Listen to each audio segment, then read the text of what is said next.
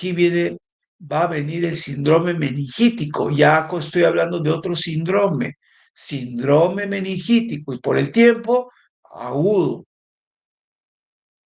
Ok, ¿cuáles son entonces los componentes del síndrome meningítico? Cuando yo hable de un síndrome, por favor, apúntenlo, porque eso puede ser una pregunta. Ya les dije que en el examen van a venir preguntas y etiologías, preguntas de los problemas o síndromes y etiologías probables. Cuidado, ya les estoy diciendo, y estoy mencionando síndromes. Y acá no está escrito, pero ya lo estoy mencionando, el síndrome meningítico, acabo de decir. ¿Qué lo compone el síndrome meningítico? Signos y síntomas por inflamación, signos y síntomas del trastorno global de la conciencia y del despertar, ya saben ustedes qué cosa es esto, y signos de focalización. Ya saben que la focalización es paleocortical, subcortical. Entonces, esta triada me hace pensar en el síndrome meningítico, pero esta triada también se da en el síndrome encefalítico. Entonces, ¿cuál es la diferencia para decir síndrome meningítico o encefalítico? La voy a decir ahorita. Los signos por inflamación producen cefalea, son la cefalea, la fiebre, la irritación meningia, o sea, el meningismo, rigidez de nuca, el Kernig, el Brusinski. Todo eso pertenecen a los signos de inflamación y tienden a ser en una meningitis aguda, precoces y prominentes. Acá está en rojo. La característica que lo diferencia de la meningitis, de la encefalitis, es que en encefalitis todos esos tres tipos de alteraciones son precoces y prominentes, pero en meningitis, el trastorno global de la conciencia, el despertar en meningitis, no es precoz como en encefalitis. Ya tienen la diferencia clínica. Ya estoy explicando la diferencia del síndrome meningítico y encefalítico. ¿Cuáles son esos trastornos globales de la conciencia y el despertar? Confusión, delirio, ya sabemos que son trastornos globales de la conciencia, ya lo dije en la clase primera, y del despertar desde somnolencia, coma y muerte. ¿Ok? Pero en meningitis no es precoz. ¿Cómo viene el paciente? Igual, los signos focales, como crisis epiléptica, y déficit focales, como hemiparesia o un trastorno focal de un nervio cardiaco, tampoco son precoces, como lo son en encefalitis.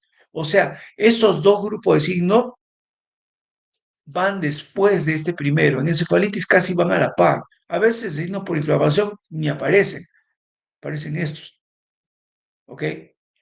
Pero ya tienen ustedes el componente y la secuencia temporal de cada uno, y es la secuencia temporal entre meningitis y encefalitis lo que lo diferencia.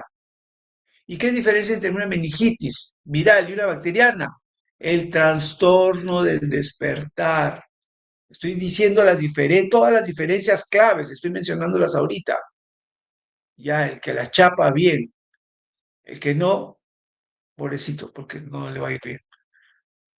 Ok, los signos de inflamación hay que tener en cuenta que en ancianos, gente inmunosuprimida y en pequeños infantes que recién están formando su inmunidad, son leves o incluso pueden no existir. Entonces, si tengo una meningitis en un paciente con HIV en estadio SIDA, puedo no tener rigidez de nuca, pero tengo que sospecharlo porque es un inmunosuprimido. Inmunosuprimido, los signos por inflamación, es decir, que es algo bien típico para que yo defina meningitis, tengo que sospecharlo siempre. En esos pacientes, a veces no hay ningún signo meningítico. El paciente, si es bacteriano, el problema va a comenzar a quedarse dormido, si es viral, no. Pero yo digo, este está inmunosuprimido, hay que hacer la punción lumbar. Y en la punción lumbar sale un montón de células, más de 5 células por centímetro cúbico en el líquido cefalorraquídeo. Y digo, ah, ya, sí está con meningitis. Hay que ver si es una encefalitis o una meningitis. A veces queda esa duda que nunca se puede definir y se tratan ambas. No hay problema. ¿Cuáles son los signos de irritación meningia? Son tres. La rigidez de nuca o meningismo, Kernig y Brusinski. ¿Ok? Acá tienen un dibujito, un gráfico, unas imágenes de, bueno, cómo se hace el signo de Brusinski, ¿no? Se flexiona la cabeza, nada más, que está dura, tensa, o sea, con meningismo. y la rodilla tiende solita a flexionarse. ¿Por qué? Porque la meninge está irritando, pues, desde la cabeza hasta la meninge de la médula espinal, y eso produce, al estar inflamada, produce un dolor que hace que se flexionen las piernas. Y es el signo de Brusinski. Y el signo de Kernig es un signo en el cual se estira la pierna recta con la rodilla recta y el paciente la dobla para que no jale la meninge que le está inflamada y duele, ¿sí? Entonces solita se dobla. No es un signo, ustedes estiran la pierna, cualquier familiar suyo no va a pasar esto, especialmente en niños. A veces en viejos puede pasar, pero en viejos lo que pasa, cuando tienen artrosis, ya no pueden, tienen limitación, se queda la pierna en un lado pero recta, no se dobla inmediatamente. Bueno, vamos a hablar de la meningitis viral primero. Vamos a hablar de la viral y de la bacteriana principalmente y un poco de la amebiana, porque hay unos casos que tienen que saber, pero es una lámina nada más. La meningitis viral es, de hecho, de las causas de la meningitis, es la más frecuente, muchísimo más que la bacteriana, de lejos, ¿ok? Y es la infección viral del sistema nervioso central más frecuente e importante que las otras causas, encefalitis viral, etcétera, ¿ok? Usualmente, en un inmunocompetente, como dije antes, es autolimitada y benigna. Produce un dolor de cabeza, produce fiebre, como fue el COVID. Eso dura unos días, el paciente siempre tiene ganas de comer, nunca entra en pérdida del despertar, se siente con mucho malestar, sí, pero está despierto, está consciente, está lúcido, está atento, alerta, orientado, concentrado, solamente que está con fiebre, le da sueño, pero por la fiebre, le quitas la fiebre, se despierta bien. La fiebre da sueño, por si acaso. No confundan eso con el trastorno del despertar propio de la infección. Entonces, si tiene fiebre, le calmo la fiebre. El trastorno sigue. Ah, eso no es viral, probablemente. O es una viral en un inmunocomprometido que igual lo va a matar si no aguanta. Es una complicación infrecuente de una infección sistémica, o sea, que un virus me dé una infección en el sistema reticular, reticular linfático y que producto de eso, como una mononucleosis, me dé una meningitis, no es imposible, sino que es infrecuente, ¿ok? No es lo más frecuente, pero puede ser. La mayoría de casos se da en la niñez, infancia y niñez. La principal causa de meningitis aséptica aguda. Ya dijimos que meningitis aséptica aguda son todas las causas que no son bacterianas.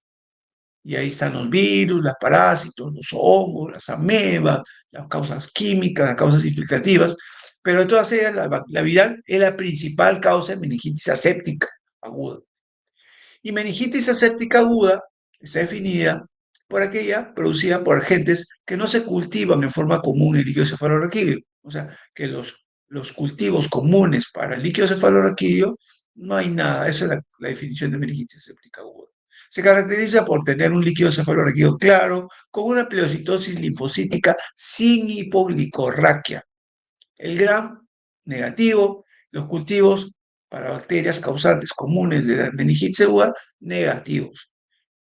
Las causas son virus, parásitos, autoinmunes, químicas, drogas, todo lo que no es bacteria.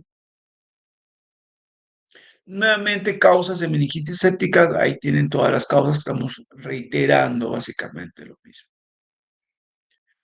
Acá esta es una lámina para ver qué medicamentos o fármacos pueden producir meningitis química, que es una causa de meningitis alérgica. Para que vean ustedes, esto no es frecuente, les digo, ya, por experiencia, pero tienen que saber el ibuprofeno, diclofenaco, naproxeno. ¿Quién no ha tomado esto? Pero esta es una causa de meningitis química. De los antibacterianos, trimetoprim, cotrimoxazol, o sea, el Bactrim, ciprofloxacino, que seguro alguna vez lo tomó por alguna diarrea que han tenido, ¿no? O han visto algún familiar que lo ha tomado, pero es poco frecuente, nuevamente. La piracinamida que se da en tuberculosis, pero es poco frecuente. La verdad, les digo, nunca lo he visto, ¿no? pero hay que tenerlo en mente. Las inmunoglobulinas endovenoso, que ahora se usan mucho en terapia neurológica y enfermedades autoinmunes, son una causa importante. Ah, bueno, agentes intratecales, o sea, medicamentos que se meten al líquido cefalorraquídeo, obviamente. Algunas vacunas como la vacuna para la gripe, para los que les gusta vacunarse, tienen que saber que pueden tener una meningitis química. La ranitidina, que no se usa mucho, porque ahora se usa omeprazol como protector gástrico. Carbamazepina, que es un medicamento que usamos los neurólogos mucho para la epilepsia, pero nunca lo he visto. Y la cetoprina, que se usa como un inmunosupresor en enfermedades autoinmunes por reumatólogos, neurólogos, usualmente, y yo lo uso mucho, nunca le he visto en 20 años de uso. Tuve una paciente nomás que tuvo una meningitis química por acetoprina. En 20 años de uso, más de 20 años de uso, ya 25 años de uso, nunca lo he visto. ¿Ok? ¿Cuál es la patogenia de la meningitis viral? La entrada de un virus al cuerpo entra por la vía usualmente aérea. También entra por la vía gástrica, por la vía urinaria genital, es decir, relaciones sexuales, y ahí tienen que acordarse que por ahí entra el citomegalovirus, relaciones sexuales, para que tengan ustedes en cuenta, entre el SIDA, entre el HTLV1 y todos los virus herpes. Eso para que sepan aparte de los virus, hepatitis B, C, sífilis, bueno, eso es bacterias ya. O sea, ¿cuánta flora y fauna puede haber cuando yo tengo relaciones sin protección con alguien? Eso para que ustedes sepan, hay que tener cuidado, ¿ok? Entonces, hay que tener o practicar lo que se llama sexo seguro. Si ustedes saben, creo que ya saben lo que es sexo seguro, ¿no? ¿Sí saben o no saben?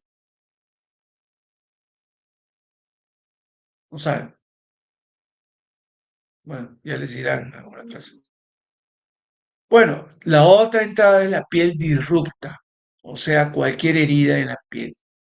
La replicación inicial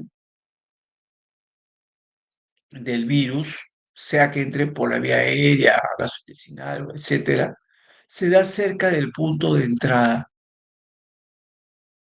Hay una replicación inicial, hay una replicación secundaria, a veces hay replicación terciaria, ¿ok? Sea por el punto de entrada. Una vez que se replica cerca en el punto de entrada, accede al sistema nervioso central por dos vías, o por la sangre o por la vía neural. Cuando es por la sangre, después de la replicación en una mucosa usualmente, entra un vaso sanguíneo y va por la sangre hasta el plexo coroideo, donde se replica, hay una replicación secundaria en el plexo coroideo y epéndimo, y de ahí se vierte al espacio, al ventrículo, y de ahí sale hasta el espacio subaracnoideo y se da la meningitis. ¿Ok? Cuando la entrada es neural, el virus hace una replicación inicial cerca del punto de entrada y luego agarra un nervio y usa ese nervio para sus axones, los axones del nervio y su mecanismo de transporte del soma a la área de las dendritas para hacer sinapsis, usa ese mecanismo para transferirse o para irse hacia el soma neuronal donde se replica, hace una replicación secundaria. Y en la superficie corporal, el soma de las neuronas, de la mayoría de neuronas de entrada que tenemos y de salida, tienen un cuerpo, un núcleo, un soma, en un ganglio, en el ganglio de la raíz eh, prevertebral o la raíz neural. Ahí están, en ese ganglio, ¿ok? Y ahí es donde hacen la replicación secundaria. ¿Qué virus hacen esto? Virus que producen encefalitis mielitis, como el herpesvirus, varicela zoster, rabia, polio.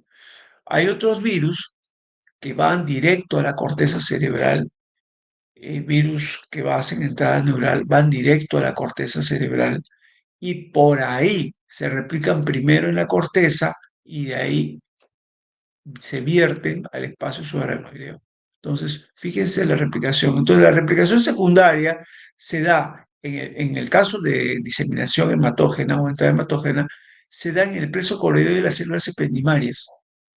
Ahorita vamos a ver cuál es el preso coroideo de las células ependimarias para que lo sepan.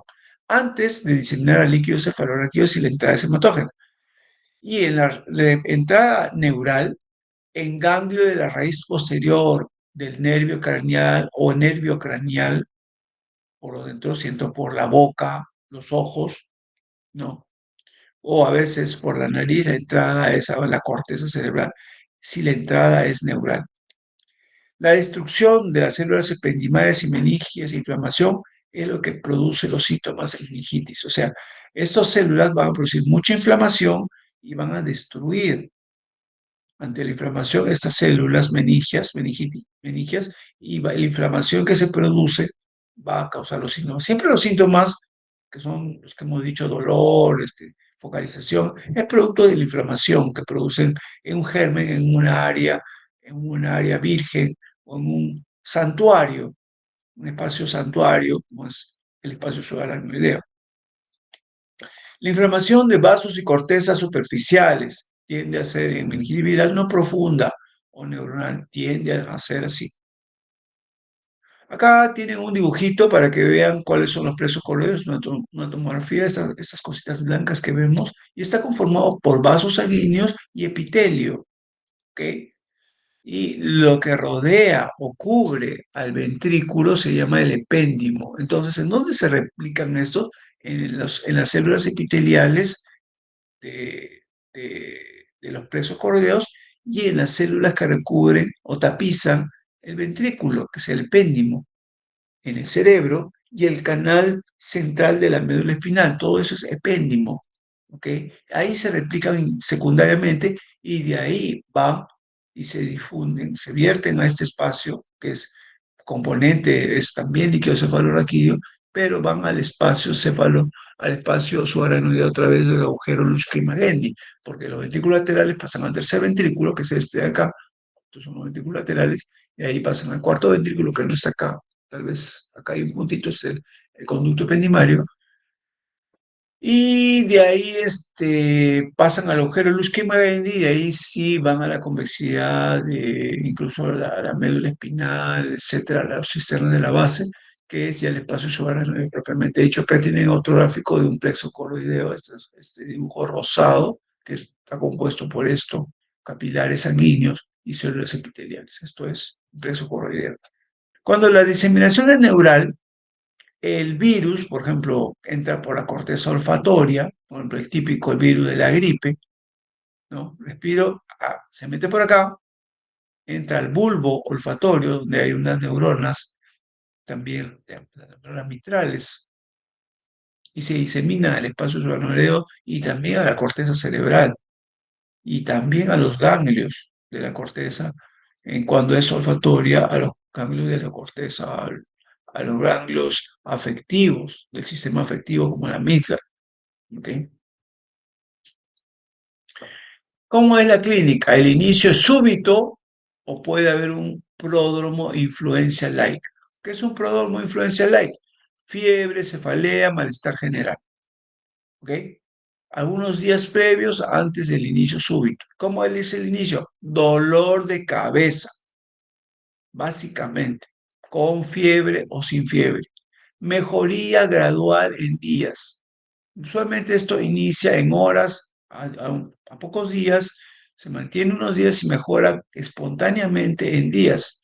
Los síntomas son similares a toda meningitis. Obviamente eso es un caso benigno, que son la mayoría, pero puede producir una crisis epiléptica, un trastorno de conciencia no, o despertar tampoco. Lo que pasa es que si la fiebre es de 40 grados, como el COVID, sí produce un trastorno del despertar, o sea, da sueño, pero es la fiebre la que da sueño, no la meningitis en sí. Tomamos un medicamento para la fiebre, nos ponemos hielo y el sueño se va. Uno se siente mejor, uno está despierto, y eso me pasó a mí en el COVID, me dio el COVID fuerte, tuve 40 grados de temperatura, me daba sueño, me quitaba la fiebre con hielo, con medicamentos, y estaba caminando normal, un poco de dolor muscular, etcétera, ¿no? Así estuve unos días y fue pasando después de una semana, ¿no? Que pudo haber tenido meningitis, sí, pudo haber tenido meningitis por COVID. Ok, los síntomas son similares a toda meningitis, ¿no? Cefalea, fiebre, no tuve rigidez de nuca, obviamente me evalué. No creo que haya tenido meningitis, pero pudo haber sido. No hay alteración de conciencia o despertar. Miren, los libros y algunos pacientes, médicos internistas sobre todo, cuando ven un paciente con meningitis bacteriana, dice luce tóxico. No sé si a alguno de ustedes les ha tocado ya ver un paciente y les han dicho, este paciente luce tóxico. ¿Qué cosa es estar tóxico? ¿Alguien ha tenido un caso clínico o han visto un paciente y les han dicho luce tóxico? ¿Nadie? Bueno, si le preguntan a su médico o a su profesor que les dice, este paciente luce tóxico, ¿qué cosa es tóxico? No les va a saber decir qué cosa es tóxico. Así está en los libros de semiología y en la clínica, luce tóxico. Pero ¿qué cosa es tóxico? Yo les voy a decir qué cosa es tóxico. Tóxico es que el paciente comienza a perder el despertar, sea somnolencia, obnubilación, sopor o coma, más algún síntoma febril. Eso es tóxico. ¿Ok? No está en ningún libro, yo lo sé, pero eso es lo que a mí yo he visto cuando me han dicho eso es, este paciente luce tóxico. Nadie me dijo qué cosa era tóxico, pero es esa mezcla, ¿ok? En meningitis viral el paciente no luce tóxico, por lo tanto no tiene un trastorno de despertar, no tiene un trastorno de conciencia, va a tener fiebre, pero ya les dije que estar tóxico es básicamente esto asociado a un estado febril. Eso es lucir tóxico. Meningismo en el 50% de casos al inicio y conforme evoluciona la enfermedad puede aumentar. Kernig y Brusinski no son unos signos muy sensibles realmente. Por eso es mejor buscar hacer la maniobra para buscar rigidez de nuca. Ya los que han ido al piso ya les he enseñado a buscar la maniobra o ya saben cómo es la maniobra para ver rigidez de nuca. Bueno, si han estado atentos. Kernig y Brusinski son poco sensibles, pero lo pueden hacer. Las manifestaciones extraneurales, o sea, ya fuera de lo que es el examen clínico de la actividad personal, desde el punto de vista de la neurología, las manifestaciones extraneurales nos pueden indicar el virus causal. Por ejemplo, cuando yo tengo un cuadro de meningitis viral, comienzo a mirarle principalmente los ojos, la piel, las palmas de la mano, los genitales, los pulmones, la faringe y el res, o sea, el sistema retículo endotelial. ¿Okay? Por ejemplo, en enterovirus, tanto ECO y Coxsackie, puede haber un rash cutáneo, mire, conjuntivitis, miopatía y diarrea. ¿Okay? Si yo tengo síntomas intestinales como diarrea, rash, conjuntivitis, digo, este es un enterovirus. Ya sé, tiene meningitis viral, pero por un enterovirus. Ya está, facilito. Y enterovirus es una causa frecuente de meningitis viral, le digo. Es tal vez de todos los virus la más frecuente. Coxsackie además, da en niños pequeños pangina, erupción mano, pie, boca. Eso es cuando un niño pequeñito se va a una piscina, se mete por primera vez, sus papás lo meten en una piscina, un pequeñito, y al día siguiente comienza con fiebre, dolor de cabeza, le sale una erupción en la garganta, que es la pangina, o a veces solo tiene la erupción mano, pie, boca. El Coxsackie B es un poquito más peligroso porque puede dar pericarditis, miocarditis, pleurodinia. ¿Saben qué es la pleurodinia? Supongo. El herpes 2, virus no tienen otros signos asociados. Realmente son enteros virus los que dan síntomas o signos extraneurales que sugieren alguna enfermedad relacionada. Es lo más frecuente, pero no son los únicos. Acá ustedes tienen estas pústulas en la faringe, que es la erpangina, acá también la tienen, ¿no? Típico en niños que se contagian con estos virus, enterovirus, usualmente Coxsackia, y la erupción mano, bueno, pie no hay, acá está la erupción en la mano, en la boca, miren, típico, junto con los labios, mano, pie, boca, la erupción mano, pie, boca. Dicen, ven esta mezcla, ah, ok, es un enterovirus, es el Coxsackia. Listo, fácil. ¿Sí? ¿Cómo se hace cómo se confirma el diagnóstico? Lo importante, lo más importante en meningitis es el líquido cefalorraquídeo. Es el principal test para confirmar el diagnóstico, ¿no? Pero para antes de meter la aguja hay que tener cuidado, hay requisitos. Los requisitos se va a mencionar en la clase, en la siguiente causa de meningitis bacteriana. Los requisitos son este, bueno, que no tenga un trastorno de coagulación, que no tenga plaquetopenia, que idealmente en una tomografía cerebral no haya algún signo de efecto de masa o un tumor y que en el paciente idealmente no tenga trastorno del despertar. Porque si tiene trastorno del despertar, eso es ominoso, lo voy a explicar después. Bueno, el líquido cefalorraquídeo debe ser claro, con normal presión de apertura o un aumento leve de la presión de apertura. ¿No? ¿Cuál es la presión de apertura? De 10 a 20, no debe ser más de 20 milímetros de mercurio. ¿Ok? Entonces las células en una meningitis viral usualmente van a estar en un rango entre 100 y 500, siempre menos de 1000. ¿Ok? No vayan a pensar, si es más de 1000 es inusual, pero en un rango de menos de 1000, entre 100 a 500. El predominio por linfomononuclear, no polimorfonuclear. Sin embargo, algunos virus, como el virus de las paperas, puede darme al inicio de la punción lumbar un predominio polimorfonuclear y eso me asustaría, pero lo veo bien al paciente, veo que no tiene una clínica de bacteriano y le repito en 48 horas la punción lumbar, o sea, le vuelvo a hacer una segunda punción lumbar y va a salir ya un predominio linfomononuclear porque puede haber un viraje en las primeras 48 horas.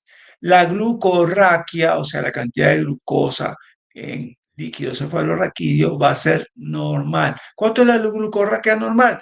2/3 de la glicemia. En general, tengo que pensar que la glucorraquia va a ser normal, pero normal. ¿Cuánto es normal entonces? Aproximadamente 60 miligramos por decilitro. 2/3 de la glicemia. Eso es lo normal. Pero algunos virus, como el virus de la papera, puede darme una hipoglicorraquia. Bueno, una hipoglicorraquia leve, cuando es mayor de 40 miligramos por decilitro, estamos hablando que está bajo, menos de 60, es una hipoglicorraquia, pero más de 40 se considera leve, ¿ok?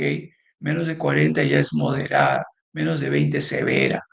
¿Ok? Meningitis por paperas. Una proteinorraquia leve que va entre 50 y 200 miligramos por decilitro. No es grande la proteinorraquia, una proteinorraquia grande es más de 1000, etc. ¿Qué más hacemos? Aparte del líquido cefalorraquídeo, exámenes de sangre. Muy importante la meningitis viral. ¿Qué pedimos? Un hemograma. ¿Y qué podemos tener en el hemograma? Normal, puede haber aumento de leucocitos, puede haber disminución de leucocitos. ¿Ok? Puede haber incluso leucopenia. Y si hacemos un frotis, pueden haber células con núcleo monstruoso. Vamos a ver cómo se llaman esas células con núcleo monstruoso. Trombocitopenia, puede haber en el virus de la coriomeningitis linfocítica. Linfocitos atípicos son aquellos que tienen un núcleo monstruoso, ¿ok? Y se dan usualmente por herpes, por virus Epstein-Barr y citomegalovirus. O que el citomegalovirus, para los que no saben, es un virus que se transmite por relaciones sexuales. El Epstein-Barr se transmite por beso, ¿ok? Y esto es típico que aparezca en la adolescencia, cuando comienza a haber contacto entre parejas de diferente sexo, aunque en estos tiempos eso ya hay todo tipo de desviaciones de lo normal y puede ser cualquier sexo, y hasta con animales y todo eso está entonces todo eso está reconocido legalmente, todas esas anomalías, ¿ok? La función hepática puede estar anormal, ¿ok? La mayoría de virus, ojo, me va a producir una función hepática normal. Entonces, voy a pedir un hemograma, voy a ver los linfocitos, voy a ver los trombocitos, voy a ver los leucocitos, además pido unas pruebas hepáticas y de paso pido una lipasa y amilasa para ver el páncreas, que están incrementadas en virus de la pupera, ¿ok? Acá la función hepática normal es Epstein virus, citomegalovirus, paperas, colomengitis linfocítico, arbovirus, HIV.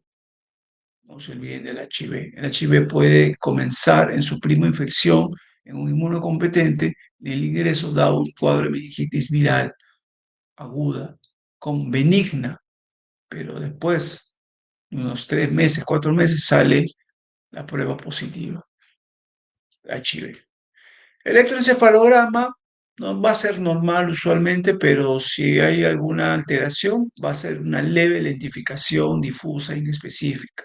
Las tomografías y resonancias van a ser normales. Alguien puede decir, pero yo quiero saber qué virus es. Perfecto. Le haces un estudio de inmunoglobulinas contra un panel antiviral para meningitis viral en líquido cefalorraquídeo, donde te van a sacar inmunoglobulinas contra un montón de virus. Y de repente te sale ahí inmunoglobulina G, inmunoglobulina M elevada, lo cual te va a indicar qué tipo de virus es. A mí no me importa saber qué tipo de virus es. Lo único que me importa saber es si tiene HIV, si tiene citomegalovirus, porque ya sé que ese jovencito ha tenido contacto sexual. Y si ha tenido contacto sexual, puede haber virus de la hepatitis. Y ya sé que en unos 3 meses le repito la prueba de HIV para ver si ya no tiene SIDA. Ese es el kit del asunto en meningitis viral. Complicaciones, recuperación total usual en 1 o 2 semanas. A veces no se requiere hospitalización. Sin embargo, les recomiendo cualquier meningitis que tengan como médicos generales, hasta que no tengan mucha experiencia, hospitalícenlo, aunque parezca viral, hospitalicen, no lo dejen en su casa. Pocos pacientes tienen fatiga, malestar general, sensación de anergia o falta de energía, poca concentración. A veces puede haber epilepsia, neuritis óptica como complicaciones, alguna parálisis con alteración de habla, sobre todo en niños. Esas son complicaciones poco frecuentes, pero que se dan ocasionalmente, sobre todo en niños. La principal complicación de una meningitis viral es que tenga encefalitis. Y si tiene encefalitis, la cosa sí es severa. Ya eso me asusto porque voy a tener que darle un tratamiento antiviral. Puede el paciente morir. Esa es la principal complicación. Por eso les digo, cuando tengo una meningitis viral, hospitalícenlo de todas maneras. No, yo si tengo una meningitis viral, yo lo hospitalizo. No me hago problemas. Para observarlo, observar que no me haga una encefalitis, una crisis epiléptica, etcétera, un déficit focal. Otras complicaciones que no son neurales propiamente dichas son necrosis hepática y muerte por consecuencia de alguna de estas encefalitis o necrosis hepática. E hidrocefalia es rara. ¿Qué se da de tratamiento en una meningitis viral usual que nos tiene complicaciones? El tratamiento de soporte, ¿qué cosa es? Antipiréticos, analgésicos y cloruro de sodio para hidratar. Eso es todo. Pero si tiene complicaciones, como una encefalitis, como una hepatitis severa, ahí entran otros medicamentos. Y eso se hablará en la clase de encefalitis, por mi parte. De necrosis hepática no se habla en el curso de neurología. Ahora vamos a hablar de meningitis bacteriana aguda. ¿Alguna pregunta hasta acá? ¿Algo que no haya quedado claro? Listo. Meningitis bacteriana. Esto es lo más importante de la clase. Meningitis bacteriana aguda. El precedente usual es una infección que existe fuera del sistema nervioso central, mientras que les dije que en el cuadro de la meningitis viral no hay una infección previa usual, sino que hay un contacto focal local que en la superficie corporal, vía aérea, gastrointestinal, que ahí se da una replicación inicial, pero no van muchos síntomas, sino luego de que entra la meningitis en la bacteriana, usualmente va a haber una infección previa fuera del sistema nervioso central. O sea, puede haber una osteomielitis, una artritis, una endocarditis, una bronquitis, una neumonía, y de ahí, ¡guau!, se mete al sistema nervioso central. El inicio de una meningitis bacteriana usualmente es abrupto, ni siquiera es agudo, es abrupto. Y abrupto estamos hablando de segundos, a pocos minutos, o agudo, de muchos minutos, a horas, días, agudo más eso, de horas a días, abrupto es segundos, ¿ok? Y una meningitis bacteriana puede tener un inicio abrupto. ¿Con qué? Con cefalea abrupta. Es una de las causas de cefalea abrupta que tengo que tener en cuenta, junto con los problemas vasculares. Los síntomas en niños y en adultos de meningitis bacteriana no difieren mucho realmente. Los síntomas dependen del grado de inflamación que genere la bacteria en el sistema nervioso central y la presencia de hipertensión endocraniana. La hipertensión endocraniana se da porque cuando hay mucha inflamación en el espacio subaracnoideo, se obstruyen las vellosidades aracnoideas y el líquido cefalorraquídeo no se absorbe, se congestiona el cerebro porque el líquido se queda retenido, no circula, no fluye a su desagüe. Entonces congestiona todo el cerebro y eso aumenta la presión endocraniana y eso es peligroso porque hace que el paciente pierda el despertar, porque empuja el cerebro hacia abajo y en ese momento el sistema reticular activador se ve aplastado y el paciente pierde el despertar y entra en estados son desde somnolencia a sopor, coma y muerte finalmente si sigue empujando hacia abajo. Entonces la hipertensión endocraniana es ominosa. Y los síntomas dependen del estado séptico general. El paciente puede tener una septicemia asociada en sangre junto con la meningitis bacteriana aguda. Síntomas frecuentes: la fiebre, la rigidez de nuca, que es prominente, y el trastorno de la conciencia o trastorno del despertar. 2/3 de los que tienen la meningitis bacteriana tienen estos tres síntomas, mientras que en las virales la minoría va a tener los tres síntomas. Acá estamos hablando de 2/3, 60%, 60 y tantos por ciento, es la mayoría. La cefalea refuerza el diagnóstico, una cefalea intensa, abrupta, de reciente inicio, salvo en menores de 3 años, quienes es rara, porque todavía sus articulaciones cerebrales son laxas o más pequeños por la fontanela, que hace que no produzca mucho dolor de cabeza la inflamación.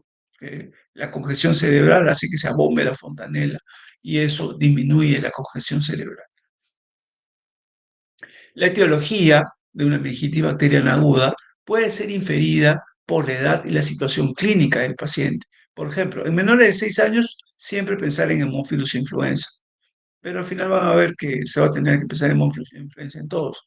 En mayores de 2 años y adultos jóvenes, neumococo, meningococo, listeria.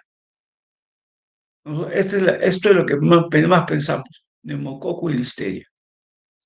¿Ok? Es lo que más pensamos. Meningococos si hay manchas en la piel. Pero igual el tratamiento que le vamos a dar va a incluir esto, pero no la listeria.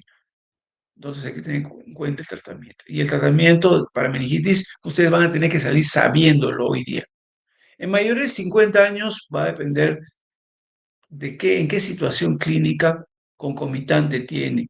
Si tiene una neumonía aguda, neumococo. Si tiene una neumonía subaguda, pseudomonas. Si tiene una infección urinaria, que puede ser crónica, pienso en una enterobacteria o Escherichia coli. Si tiene una sinusitis o una automastoiditis, pienso en Haemophilus y neumococo. Si tiene una situación de una cirugía previa, estafilococo. Si está inmunosuprimido o no, listeria. ¿Ok? El rash que aparece en meningitis bacteriana tiende a ser purpúrico. No es el rash del enterovirus que vimos hace un momento, que es un rash rosáceo. El rash purpúrico es un rash violáceo. ¿Ok? Y usualmente en bacterias está producido por meningococo y hemófilos, influenza. Sin embargo, otros gérmenes lo pueden producir. La causa de la púrpura es ominosa cuando uno ve a un paciente con meningitis y púrpura. Acá ustedes están viendo el color violáceo típico de la púrpura y esto puede ser producido por arteritis, o sea, vasculitis, por una embolia séptica o una coagulopatía. Por eso es ominoso. Me está diciendo que algo muy peligroso está pasando y que potencialmente mortal y que hay septicemia en el cuerpo también. Por eso digo, embolia séptica, arteritis y coagulopatía. ¿Por qué la coagulopatía? Por el CID que se produce asociado y eso indica un consumo de factores de coagulación por un proceso inflamatorio severo, potencialmente mortal. Entonces se produce también ese rash purpúrico. La artritis séptica es un dato que puede simular la parálisis de una extremidad. Y eso tienen que saber. Cuando un paciente no mueve una extremidad, no siempre es porque tiene un déficit neurológico focal, es porque tiene impotencia funcional por dolor. ¿Sí? Si se fracturan el húmero, ¿creen que van a poder mover el brazo? No, y no tiene un ACV. Es que el dolor produce una impotencia. Intenta mover y viene un dolor intenso que lo paraliza, entonces el brazo queda como paralizado. Igual lo produce la artritis, las tendinitis severas, producen impotencia funcional. Las miositis, mialgias severas también lo producen. Ese es un diagnóstico diferencial de déficit focal agudo. Las crisis epilépticas se da en el 23% de los casos en meningitis bacteriana aguda. Es un signo ominoso. Me está dando a entender que hay una encefalitis asociada o una colección asociada, una colección infecciosa o un infarto cerebral. O sea, hay un trastorno focal. La crisis epiléptica me está diciendo eso. ¿Ok? Y usual es entre el primer y tercer día. Ese es el periodo en el cual se aparece la crisis epiléptica y es un factor, un indicador de mal pronóstico, igual que la aparición de rash purpúrico. También pueden existir signos medulares, no es raro, pero tampoco es frecuente, que pueden existir una mielopatía asociada ¿a qué? A vasculitis de los vasos de las arterias espinales, que pueden dar infartos, sobre todo en la médula espinal, ¿no? Entonces se produce una necrosis de la médula espinal por vasculitis. A ver, en la patología, el día uno solamente se encuentra congestión cerebral. ¿Qué es la congestión cerebral? Vasodilatación cerebral. En el día 2 y posterior al día 2 ya se encuentra en la anatomopatología polimorfos nucleares más fibrina. Eso es igual a pus en el espacio subaranoideo, de los surcos de la convexidad y las cisternas basales, y alrededor de los vasos sanguíneos. Esa pus en esas ubicaciones la dan a partir del día 2. La bacteria causal puede estar en el exudado. La corteza cerebral se encuentra ya hinchada con proliferación micro y macroglial. Ventriculitis asociada puede existir. Todo esto es en los cadáveres. Vasculitis, arteritis y flebitis es común encontrarlos en los vasos que atraviesan el espacio subaranoideo. La pared vascular engrosada se obstruye y produce infartos cerebrales, ¿ok? Y hemorragias. Eso se llama vasculitis.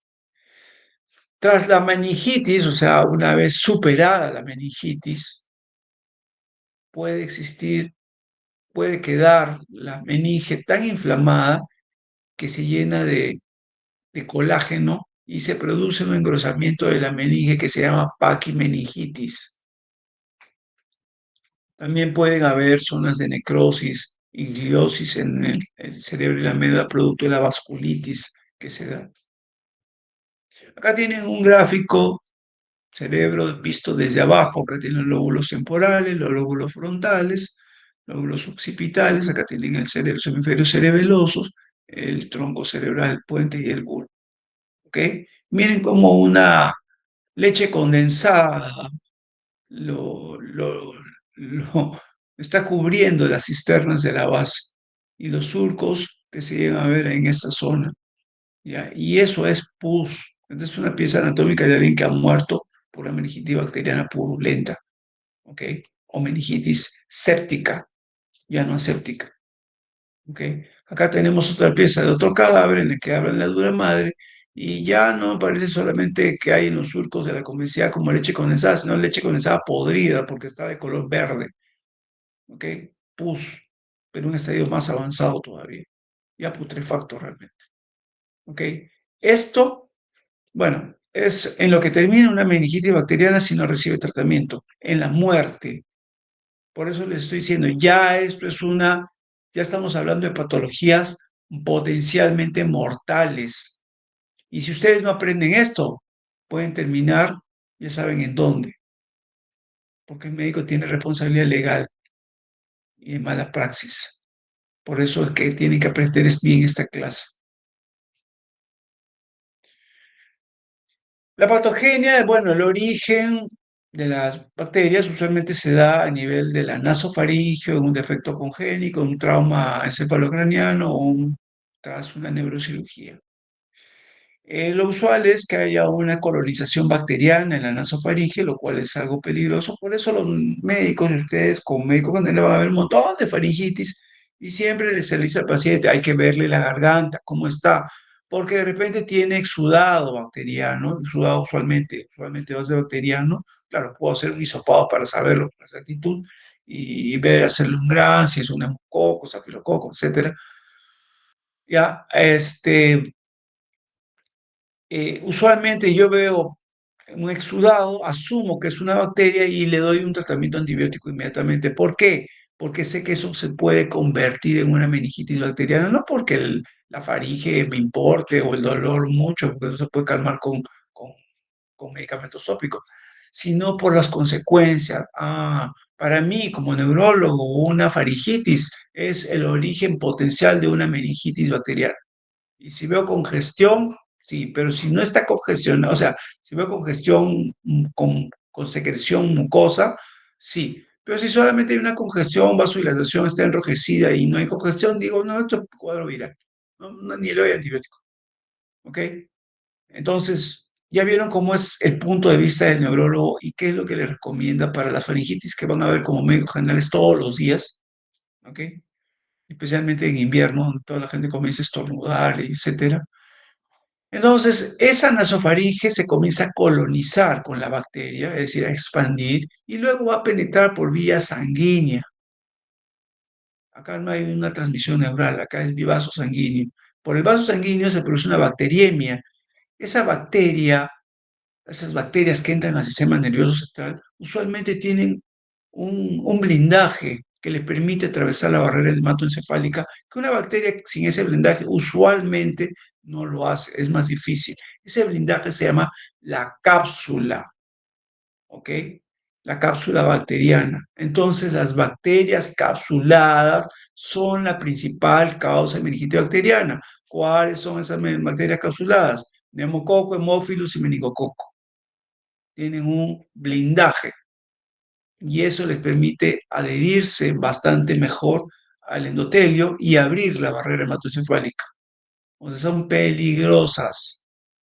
Y es por eso que como yo sé que en una faringitis usualmente va a ser un neumococo, puede ser un hemófilo, pero es neumococo, dije, este puede ser un blindado y puede terminar entrando al cerebro fácilmente y esta persona puede morir, así que le doy antibiótico inmediatamente. Se acabó. No voy a ponerlo en riesgo de muerte. La cápsula bacteriana da la capacidad de alojarse en el líquido cefalorraquídeo. Ya se expliqué por qué. En el espacio subaranoideo, una vez que la bacteria está en el espacio subaranoideo, está como Pedro en su casa, como si estuviera de vacaciones en Punta Cana. O sea, nadie la fastidia, hace lo que quiere. porque no hay, el espacio aeronario es un espacio libre de inmunidad celular y humoral. Por lo tanto, se reproduce, se alimenta a como le dé la gana. Pero hasta que llegue el punto que la bacteria tiene que morir, porque las bacterias mueren, se reproducen y mueren naturalmente, y cuando mueren, la cápsula que les permitió entrar se desintegra y esa cápsula tiene unos lipopolisacáridos que actúan como factores quimiotácticos para los glóbulos blancos de los vasos sanguíneos y permiten que la celularidad celular, la inmunidad celular inicialmente, detecte esos lipopolisacáridos y abra, producto de la inmunidad, la barrera hematoencefálica para que entren los glóbulos blancos al espacio subaracnoideo y ahí se produce lo que estaba en la lámina inicial gráfica del corte histológico, donde hay un montón de células blancas en el espacio subaracnoideo y se da la inflamación. ¿Quién da la inflamación? La respuesta inmune. ¿Por qué? Por los lipopolisacáridos que se fragmentan al morir las bacterias en su vida natural, en el espacio subaracnoideo, donde están de fiesta realmente. Entonces, eso significa que los síntomas clínicos al inicio no se dan, mientras que la bacteria ya está en el cerebro reproduciéndose, no hay síntomas clínicos. Los síntomas clínicos aparecen cuando las bacterias comienzan a morir y los lipopolisacáridos, producto de su muerte, liberados, generan que se produzca una congestión cerebral producto de la respuesta de citoquinas proinflamatorias que son las que lo liberan la inmunidad celular producto de estos lipopolisacáridos, lo detectan primeramente los macrófagos, generan junto o estimulan al linfocitos T y B para que se creen citoquinas proinflamatorias y de esta manera se abre la barrera hematoencefálica y entran todos ellos al sistema nervioso central, al espacio subaracnoideo y se produce la inflamación, la congestión y la inflamación, es decir, pus. La inflamación es lo que comienza los síntomas del paciente. El dolor de cabeza es por vasodilatación y luego por infiltración. ¿Ok? Se produce gran congestión, edema cerebral, lo cual predispone a la hipertensión endocraniana, que es la que va a llevar a la muerte, entre otras causas. En otras palabras, nuestra reacción para cuidarnos es la que nos termina matando. Pero tiene que ser así, si no la bacteria se va a reproducir. Y un inmunocompetente es imposible que no se dé esto, ¿no? Bueno, ya tienen toda la historia de cómo se produce esto. El exudado purulento, o sea, el exudado purulento, ya dijimos qué cosa es la pus, polimorfonucleares y fibrina, generan vasculitis, o sea, obstruyen el vaso sanguíneo, generando riesgo de infartos y hemorragias. Producen también cerebritis o encefalitis, que va a producir edema cerebral y la encefalitis, epilepsia y también riesgos de infartos cerebrales. También el exudado produce hidrocefalia porque obstruye los agujeros de Luschke-Magendie, por ejemplo. Además, hipertensión endocraniana porque obstruye las velocidades aranoideas, no se reabsorbe el líquido cefalorraquídeo, todo el cerebro se hincha. Y además el exudado produce neuritis, los nervios, ya dijimos que son vasos sanguíneos, el espacio aranoideo y los nervios que atraviesan el espacio aranoideo, son los afectados en este exudado purulento. Y la neuritis usualmente más se da en los nervios que transitan la base del cerebro, porque el exudado purulento usualmente se deposita por gravedad como si fuera una masa gelatinosa muy densa en las cisternas de la base del cerebro, por donde pasan los nervios craneales, el octavo y el séptimo principalmente, que son de los más afectados, no los únicos, por supuesto. Entonces, se supone que la inflamación meningia disminuiría si hubieran antibióticos que no fragmenten la pared bacteriana. pero los antibióticos que usamos fragmentan la pared bacteriana, entonces ya sabemos que eso va a generar mayor inflamación. Para eso usamos dexametasona. Bueno, en la epidemiología de los casos nos dicen que el 80% de los casos de cuadro bacteriano agudo va a ser producido por neumococo y hemófilos y meningococo, cada uno con una mortalidad diferente. Hemófilos un 6%, meningococo un 10% y neumococo se lleva el primer premio con 27% de mortalidad. Entonces, estamos hablando de acá de una enfermedad que mata, ¿ok? La cápsula resiste la fagocitosis y va al reconocimiento de la inmunoglobulina. Por eso es que estos gérmenes están blindados y entran como quieren y se reproducen como les da la gana. Y a pesar de que se les ataca, resisten. Por eso hay que darle antibióticos. Si no, el paciente muere con estas tasas. ¿Ok? Los factores de riesgo para la muerte son los siguientes. En mayores de 60 años, porque su respuesta inmune es poca y va a generar una mayor inflamación. También los factores de riesgo van a ser aquellos pacientes que ya tienen mucha inflamación y por tanto hipertensión endocraniana. Entonces, ¿cómo veo la hipertensión endocraniana? Con papiledema y con trastorno del despertar. Cuando el paciente tiene esto, me asusto. Y cuando tiene mucha inflamación también se produce no solo hipertensión endocrinal, sino vasculitis. Por lo tanto, se da una hemorragia o un infarto, que es un signo focal, y se va a dar crisis epiléptica.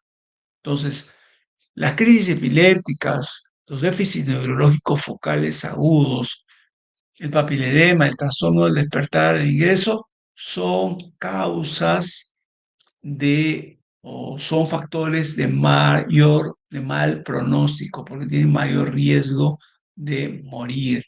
¿Ok? Bueno, acá tienen al meningococo como un diplococo gran negativo para que no se olviden. El neumococo es un diplococo lanceolado gran positivo, no se olviden. Y hemófilos infiltrados es un coco bacilo gran positivo. Esto para que no olviden que en el gran les viene coco bacilo o en un examen les viene en el líquido salieron o en el gran salió coco bacilo gran positivo o un diplococo lanceolado gran positivo o un diplococo gran negativo. ¿Cuál es la causa? Ah, estaba en la lámina. No la hacen. Piña. Diagnóstico diferencial, muy importante. Si bien tengo el síndrome meningítico, tengo que saber que hay muchas causas que me pueden dar algo parecido o idéntico. Por ejemplo, idéntico, una hemorragia subarachnoidea. Me puede dar fiebre, dolor de cabeza, puede ser abrupta, puedo tener un trastorno de conciencia, puedo tener un trastorno del despertar, puedo tener focalización, puedo tener crisis epiléptica y morirme. Es idéntica realmente. ¿No? Pero usualmente tiene rigidez de nuca y todo. Pero usualmente los signos inflamatorios no son tan prominentes y esa es la clave para diferenciarlos. Las hipertensiones endocranianas de cualquier otra etiología, como un tumor o una obstrucción hidrocefalia, usualmente tienden a ser más subagudas, no tan agudas, y no hay signos de inflamación. Un hematoma subdural me puede dar signos de focalización con hipertensión endocraniana, pero usualmente no hay signos de inflamación. Un trauma, un traumatismo encefalocraniano, lo mismo. Las confusiones de origen tóxico metabólicas me pueden dar también un cuadro confusional, con focalización, pero no van a tener casi categóricamente signos de inflamación. La meningitis viral sí puede tener todo y es el otro diagnóstico diferencial que tengo que hacer, pero ya saben la diferencia clínica. Sin embargo, cuando hay meningitis viral con encefalitis, la diferencia puede no haber. Un absceso cerebral que se produzca en vez de meningitis, sino que sea un absceso cerebral producto de una otomastoiditis crónica, de una sinusitis, uso de drogas endovenosas, etcétera.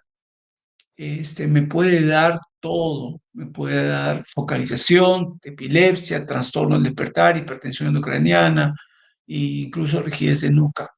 Puede ser idéntico realmente.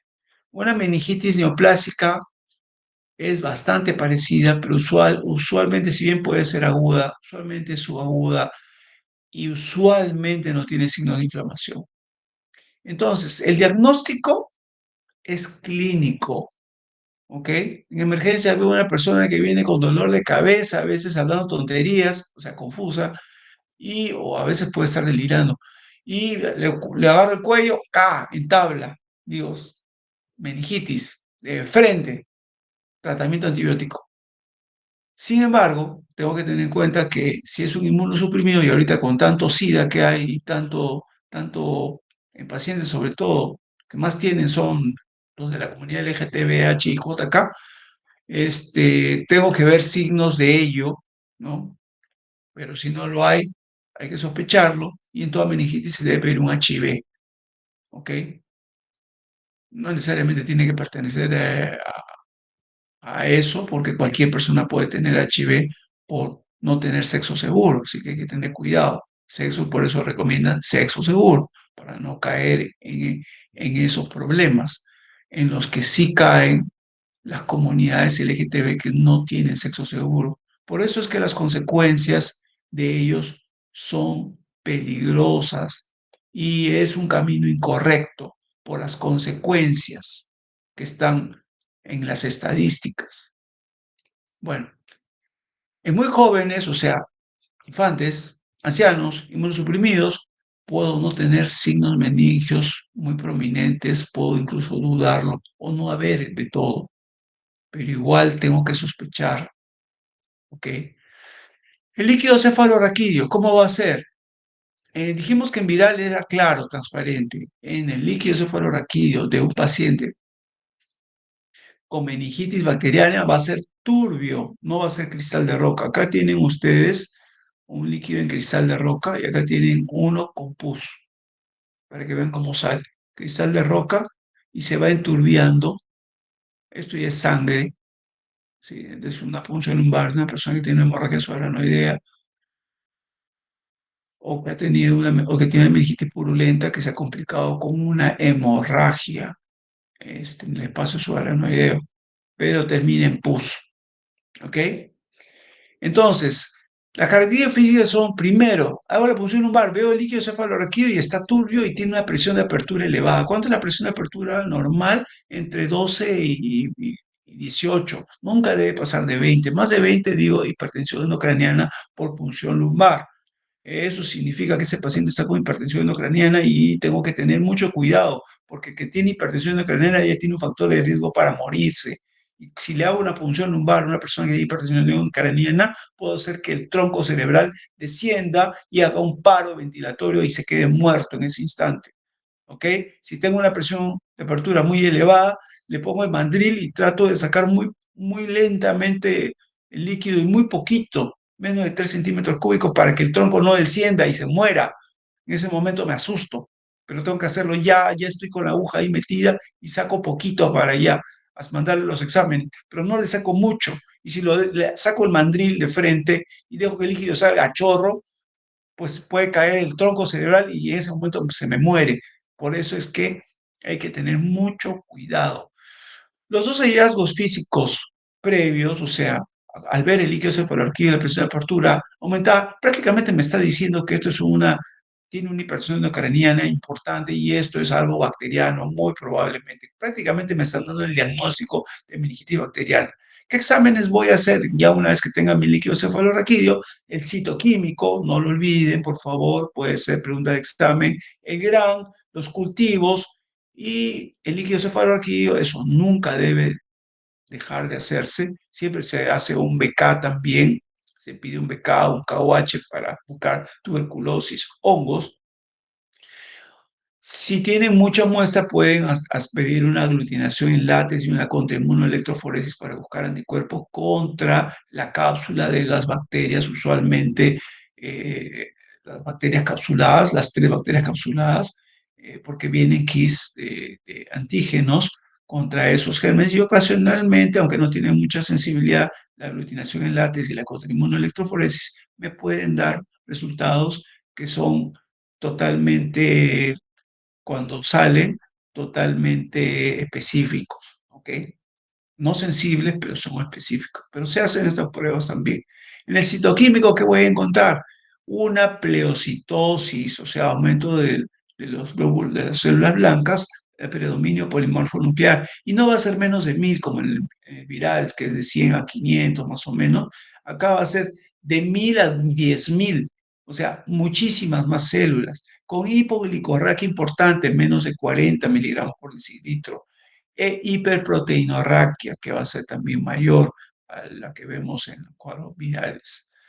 Ocasionalmente, el líquido cefalorraquídeo en las primeras 48 horas me puede dar un predominio linfomononuclear, especialmente si hubo algún tratamiento antibiótico previo. Alguien le dio amoxicilina vía oral cuando le comenzó la fiebre en los primeros días, y eso a veces, cuando el tratamiento antibiótico vía oral que le dan, porque va a la farmacia muchas veces y piden un antibiótico, le dan en la casa, hace que la meningitis no evolucione en horas o días, como les he dicho, sino puede evolucionar en semanas y ya se convierte en una meningitis crónica, que es una meningitis aguda, parcialmente tratada, se presenta clínicamente como una meningitis crónica. Ojo con este dato. Si la celularidad inicial es incierta, y se sospecha, o sea, no se sabe muy bien si hay un predominio linfo o polimorfo nuclear, pero clínicamente me parece que esto es una meningitis bacteriana aguda. Basta mi sospecha, arránquele tratamiento antibiótico y se repite la punción lumbar en 48 horas. Y si no puedo hacer la punción lumbar porque el paciente tiene hipertensión endocraniana y no quiero hacerlo porque no sé que puede morirse haciéndole la punción lumbar, entonces le arranco igual el tratamiento antibiótico, ¿no? Y lo derivo a una área donde puedan hacerle una tomografía y haya más medios iniciales. Esto les digo porque ustedes van a comenzar como médicos serumistas en una posta médica y van a tener un paciente como esto. ¿Y qué voy a hacer? ¿Le voy a hacer punción lumbar? Podría, si es que no tiene signos de hipertensión endocrinal en buen estado, pero no lo recomiendo que lo haga. Porque no solamente tiene que estar en ese buen estado, sino que tiene que tener idealmente una tomografía. En este mundo, en estos momentos, eso es necesario. Entonces, ¿qué les recomiendo? Si creen que es un cuadro bacteriano por la clínica, arranquen tratamiento antibiótico y deríbenlo a un hospital mayor, porque en una posta médica donde van a comenzar a trabajar ustedes no hay nada más que antibióticos con suerte. Entonces derive a un hospital regional o un hospital general para que le hagan tomografía, etcétera. ¿Ok? Ya tienen claro el procedimiento que tienen que hacer. Ya les estoy explicando como médicos generales. La glucorraquia normal es 2/3 de la glicemia. La glucorraquia absoluta es más importante que la relativa, por eso les hablo de una glucorraquia menor de 40. ¿Y por qué se consume hipoglucorraquia? Porque debido a la barrera hematoencefálica alterada por la inflamación, hay mayor consumo del cerebro, de la glucosa. Entonces, todo eso hace que la glucosa en el líquido cefalorraquídeo baje. Y a mayor inflamación es peor. Obtener glicemia paralela a la punción lumbar siempre lo hacemos. Hay otras causas, como les dije, que pueden presentar, que son usualmente causas de meningitis crónica, pero que pueden presentarse como aguda, y son la tuberculosis, la micosis, ¿no? Bueno, los virus, ya saben ustedes que también es parte de la enfermedad. La hemorragia subaranoidea y infiltrativa también lo pueden dar. Pleocitosis e hipoglicorraquia, miren, todas estas pueden dar pleocitosis e hipoglicorraquia. Puede persistir por semanas a pesar de buena respuesta antibiótica. Pero cuando decimos que el tratamiento es efectivo, muchos médicos dicen, no, tengo que hacerle punción lumbar para ver si mi tratamiento es efectivo. Sí, no, porque no necesito hacerle una punción lumbar necesariamente para decir que el tratamiento es efectivo, porque el paciente va a mejorar clínicamente. Y lo único que, si quiero hacerle punción lumbar, lo puedo hacer, pero lo único es que, lo único es que, lo único es que voy a, se me está acabando la batería. Ya, y que me quedé ¿en qué me quedé? Los virus hipoglobera puede persistir por semanas como en la respuesta antibiótica. Eh, Ya, lo único para lo que me serviría una punción lumbar posterior es para ver que los parámetros del líquido cefalorraquídeo, o sea, la celuloidea, la glucorraquia, la proteinorraquia, han mejorado en relación al inicio del tratamiento, pero no se va a normalizar, eso demora semanas en normalizarse. Algunos creen, ya terminé el tratamiento, ya el líquido cefalorraquídeo debe ser normal. Mentira, no. A lo mucho, si le hago, lo que debo esperar es que hay una mejoría de los parámetros en comparación al inicio, nada más. Acá ustedes ven este dibujito, en este cuadrito que está a la derecha, ven, bueno, las presiones de apertura, que están mucho más aumentadas en una meningitis bacteriana que una meningitis viral y una meningitis tuberculosa intermediamente. La cantidad de leucocitos o la pielocitosis va a ser muchísimo mayor en una bacteriana que en una viral y intermedia en una tuberculosis. Las proteínas también siempre van a estar aumentadas, mucho más aumentadas. El lactato también, que me indica la cantidad de consumo de oxígeno indirecto en el metabolismo. La hipoglicorrea también va a ser menor. El cloro está aumentado. Ese es un dato importante porque puedo hacerle cloro y puede, claro, puede estar normal, pero si está aumentado, me está diciendo que es un cuadro bacteriano, prácticamente. La punción lumbar.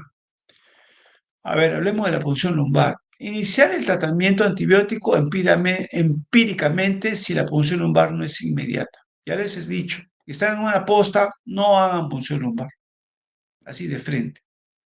Piensan que es una meningitis bacteriana por la clínica, arranquen el tratamiento antibiótico y derívenlo de inmediato como emergencia, porque estamos hablando de algo mortal, a un hospital regional, un hospital local, no, a un hospital general.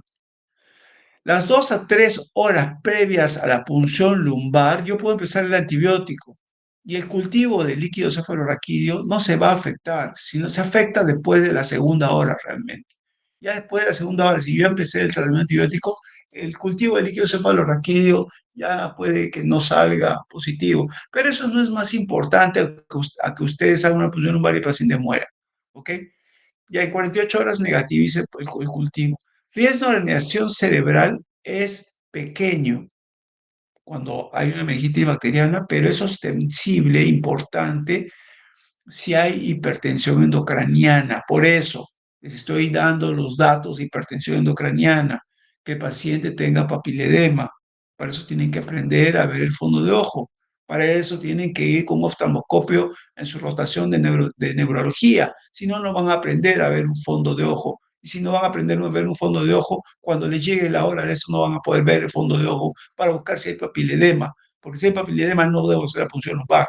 Pero como la mayoría de ustedes no lleva nada más que su cuerpo, ¿qué hacemos? ¿Ok? La descompensación por punción lumbar no siempre es la causa del problema.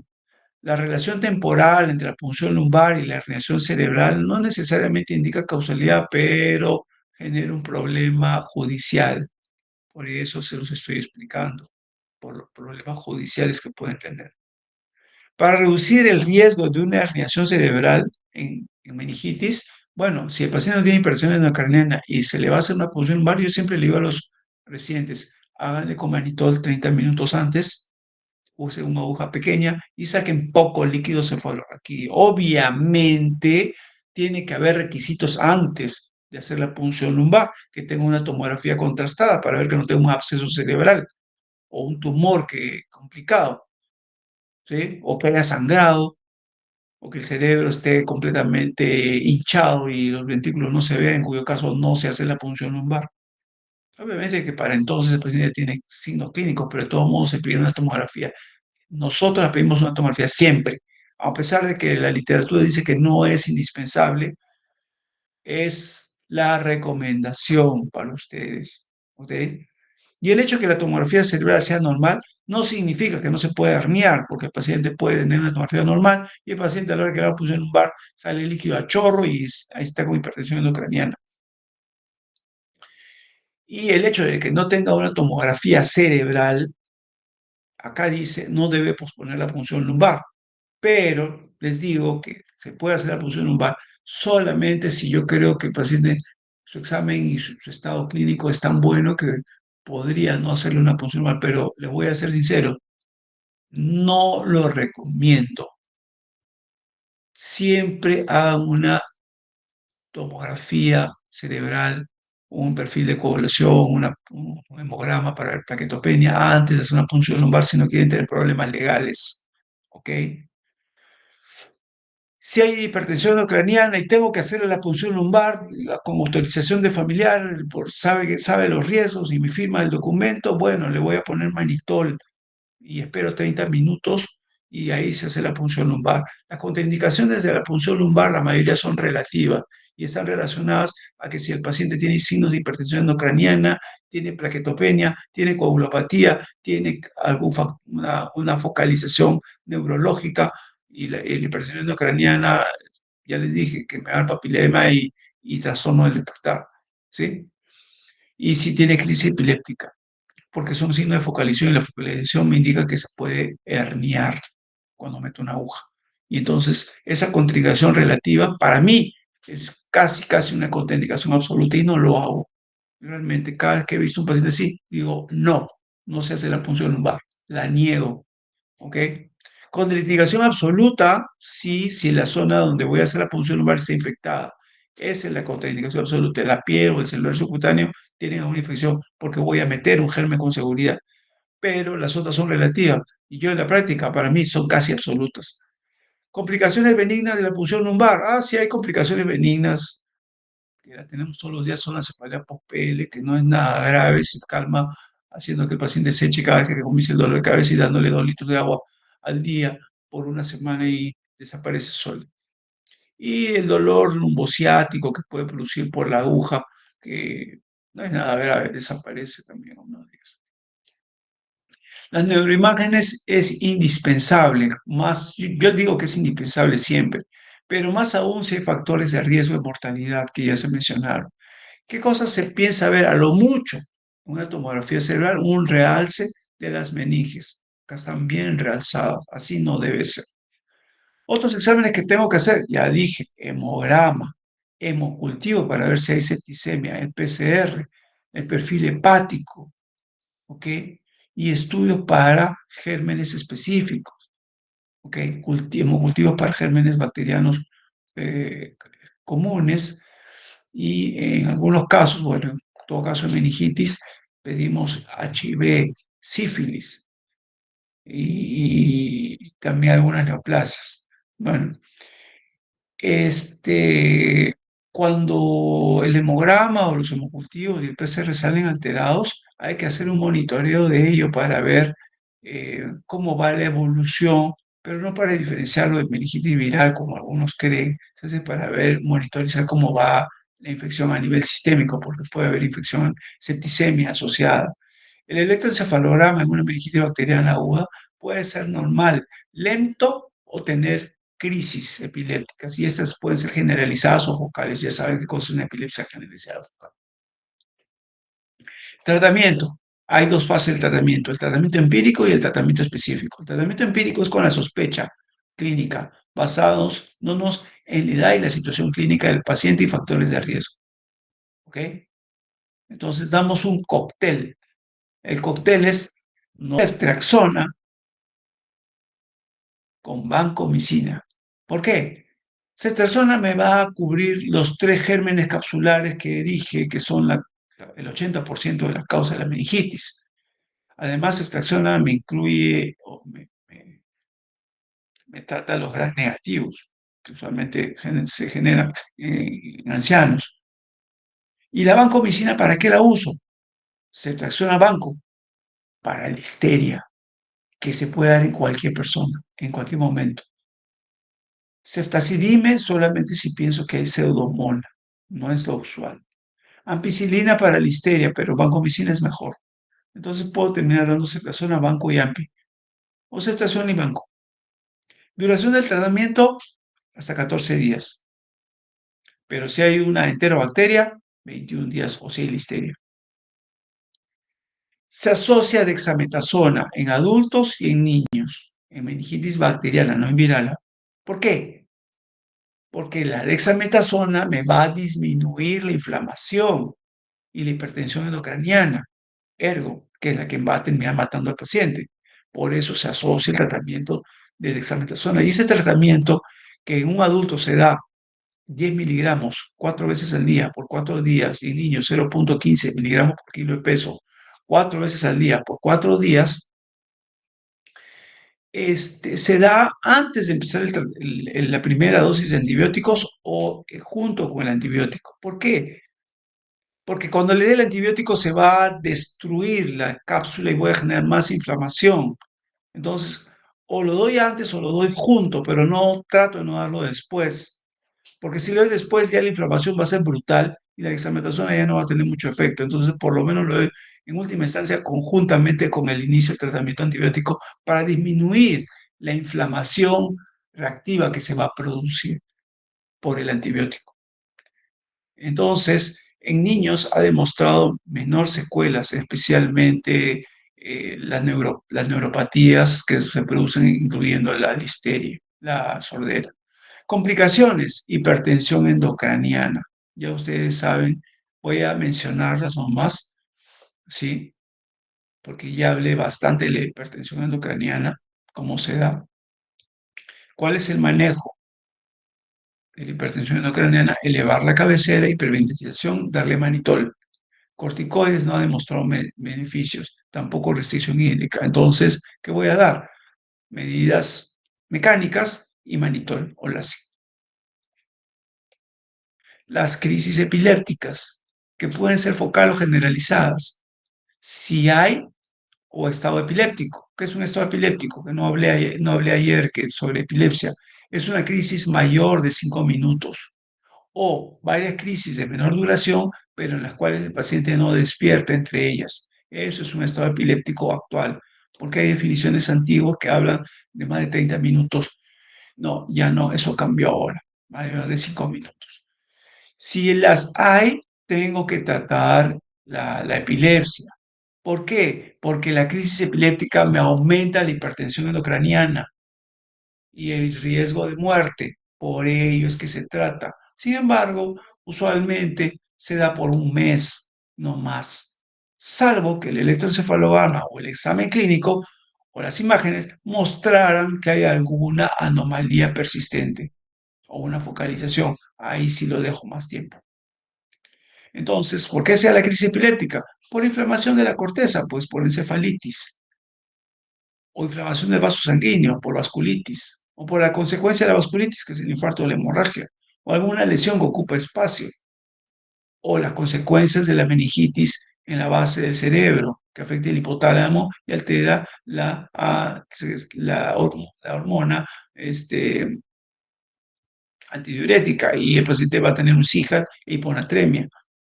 Pero también se puede dar por antibióticos, carbapenems, ¿ok? Por ejemplo, el artapene, que se usa, o la meropenem, que se usa mucho, a dosis alta, y la fiebre también puede producir crisis epiléptica. Ayer hablamos de fiebre y hiponatremia. Hoy ya les estoy agregando que los antibióticos carbapenem producen crisis epiléptica también. La epilepsia no indica necesario un fallo del tratamiento, ni necesariamente indica una colección intracraneal, pero sí me indica o me dice que tengo que hacer una tomografía para buscar una lesión estructural. Las colecciones intra y extraxiales.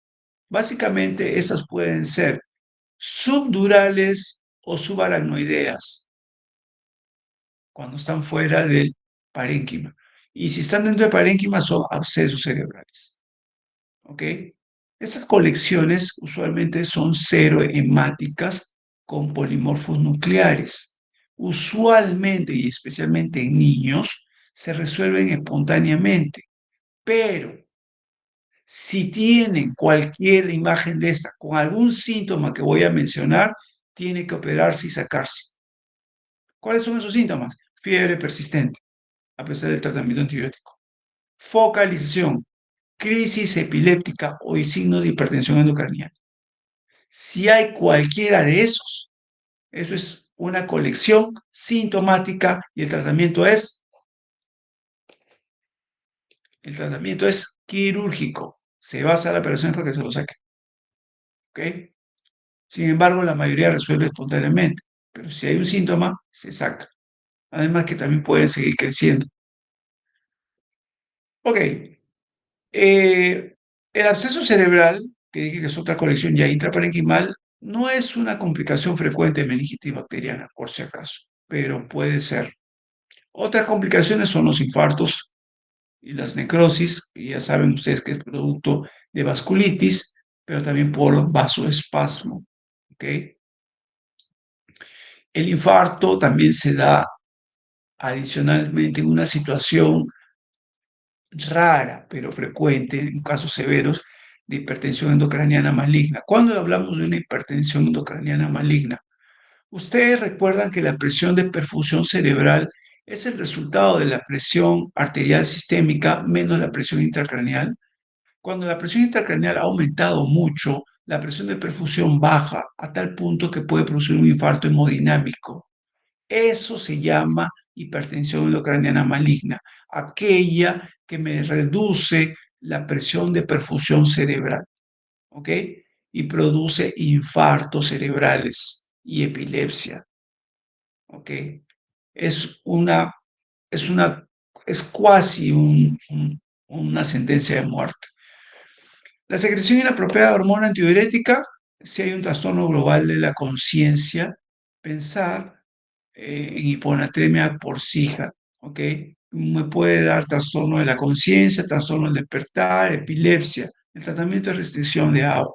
El CID o la coagulación intravascular diseminada se asocia obviamente a una infección que produce un consumo de los factores de coagulación que se manifiestan en sangrados multifocales, especialmente se ven en gran negativos, con pequeñas petequias, además trombocitopenia, hipofibrogenemia, alteración del TTP y el TP y de todos los factores de coagulación. Toda bacteria puede causar, pero es más frecuente producida por meningococo. El mejor tratamiento del CDID es la erradicación del germen con tratamiento antibiótico. Las complicaciones de la neuropatía craneal, como de ellas, la más importante es la sordera. No solamente ella, porque las hipertensiones, la meningitis producen afectación del octavo, aparte del octavo nervio craneal, con sordera aguda uniobilateral, del séptimo nervio craneal, del tercer nervio craneal, del cuarto nervio craneal, del segundo nervio craneal. ¿Ok? En niños, miren que el 5 a 35% quedan con algún grado de sordera, a pesar de un buen tratamiento. Y es más frecuente por neumococo. La hipoglicorraquia y la epilepsia son un factor que nos están indicando que puede haber esta complicación. El retardo de inicio de antibiótico no lo predispone, la dexametasona disminuye la incidencia. Y usualmente una neuropatía craneal con complicación, si no se mejora después de 2 semanas, luego es difícil que lo haga. El diagnóstico diferencial es una sordera por una otomastoiditis asociada a la meningitis o sepsis coclear que se produce después de que la infección en el espacio aranoideo se transmita directamente por un paso de los gérmenes bacterianos al espacio, al conducto coclear. Realmente hay un conducto directo en el espacio aranoideo y el conducto coclear, y eso es fácil.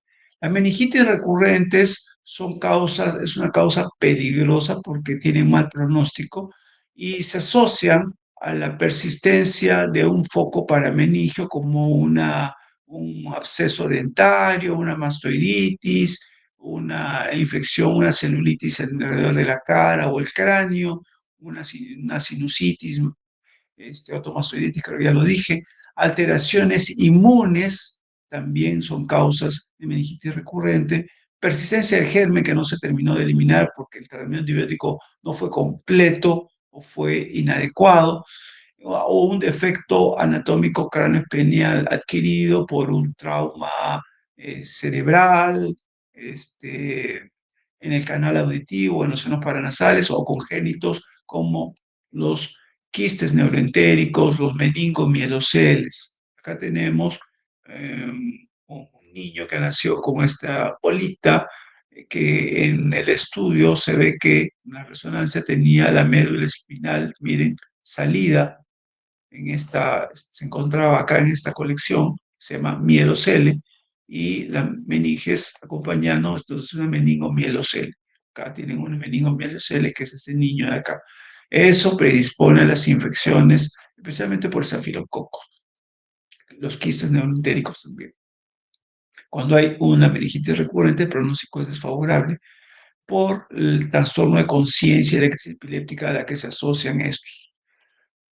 Cuando son niños y se recuperan, puede quedar después de una meningitis recurrente un endurecimiento de la dura y una cicatriz en la corteza cerebral, especialmente en la región mesial temporal, y eso se llama esclerosis mesial temporal, y que puede generar una epilepsia intratable. Y finalmente, esa es la última lámina de la clase meningitis aguda, porque sigue la meningitis crónica, no sé qué hora es. ¿Qué hora es? Son las 2 de la tarde. Podemos hacer en una hora meningitis crónica. Bueno, en meningitis aguda amebiana es una causa poco frecuente, pero la deben conocer. Las dos amebas que la pueden producir son amebas de vida libre, la Naegleria fowleri, llamada la comecerebros, y la Entamoeba histolítica. ¿Ok? Naegleria fowleri se adquiere cuando uno se mete a nadar a estanques, a lagunas, a piscinas mal cloradas, aguas termales, y el síntoma, eso normalmente uno lo hace unos días previos, ¿no?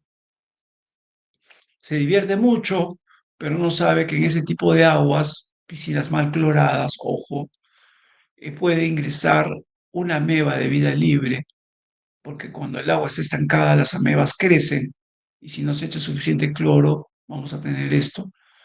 Las amebas van a entrar al sistema nervioso central a través de la mucosa nasal, lámina cribosa, y genera una cefalea fulminante, abrupta, con náuseas, vómitos, signos meningios y trastorno del despertar, muerte en 24, 48 horas, un edema cerebral increíble. Realmente en el mundo todos los que han tenido esta muerte, porque nadie se ha salvado de esta Naegleria fowleri, todos han muerto, excepto un caso en el mundo que se ha salvado y por eso la mortalidad no es del 100%, solo por ese caso.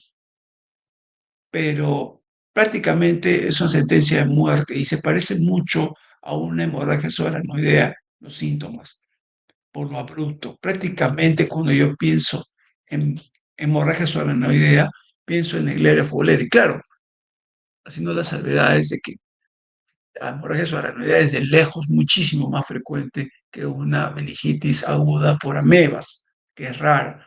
Pero de todos modos le pregunto, ¿ha estado en un estanque, en una laguna, se va a nadar a una piscina, se va a las aguas termales? Sí, si él siempre va, uy, caramba, va a ser que sea Naegleria fowleri. Bueno, igual se va a morir porque no hay tratamiento eficaz, solamente que es una sentencia de muerte. El líquido cefalorraquídeo, cuando se examinan, hay trofosoditos móviles, va a haber una pleocitosis, la glucosa un poco disminuida, hay proteinorraquia, puede parecer un cuadro viral o bacteriano. Entamoeba histolítica es el principal patógeno humano, infecta al 10% de la población mundial por si acaso y causa más de 100.000 casos en el mundo y mortalidad. Entonces, eh, esto parece que nadie lo toma en serio, pero lo traigo acá, porque el quiste llega al intestino delgado o grueso, se convierte en un trofosodito y este es que va usualmente al hígado y si pasa el hígado va al pulmón, donde produce un absceso, ¿ok? Y si pasa esas dos barreras, digamos el hígado y el pulmón, llega al cerebro. Felizmente la minoría de casos llegan al cerebro y van a producir un cuadro de absceso cerebral con meningitis. La cefalea es intensa, fiebre, meningismo severo, focalización, pero están precedidos de un dolor abdominal. Entonces, fíjense, les dije hace un momento que las meningitis tienen un foco previo. Y en entamoeba visualística este foco es ominoso y el médico no lo debe pasar por alto. Es el dolor abdominal con diarrea y hepatoesplenomegalia, ¿ok? Y cuando dan compromiso cerebral, dan abscesos cerebrales múltiples, miren, además de meningitis. Múltiples abscesos cerebrales. Es entamoeba visualítica. Listo, chicos. Esta es la clase de meningitis aguda, ¿ok? Falta la meningitis bacteriana, falta la meningitis bacteriana crónica. ¿Quieren 5 minutos o seguimos para terminar a las 3? Hablen, si es que están presentes o han se quedado Minutos, dormidos. doctor, por favor. ¿Cómo? 5 minutos, doctor. 5 minutos, ya.